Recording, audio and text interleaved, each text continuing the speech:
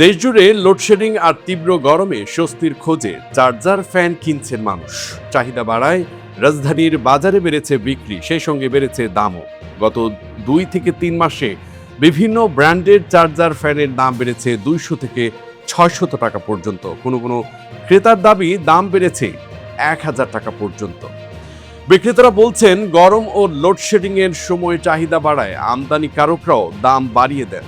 বাজারে 12 ইঞ্চি defender fan বিক্রি হচ্ছে 3500 টাকায়, 16 ইঞ্চি 4500 এবং বড় ফ্যানের দাম উঠেছে 7000 টাকা পর্যন্ত। শুধু ফ্যান নয়, বেড়েছে ব্যাটারির দামও। ক্রেতাদের অভিযোগ, আগে যে ব্যাটারি 800 থেকে 900 টাকা পাওয়া যেত, এখন সেটির দাম ছাড়িয়েছে 1000 টাকা।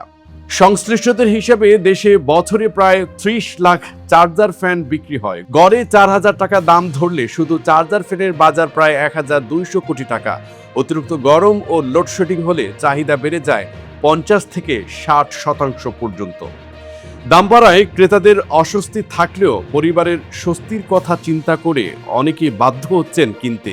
ফলে বিদ্যুৎ সংকট যত বাড়ছে, ততই টাঙ্গা হচ্ছে বিকল্প শীতলতার এই বাজার।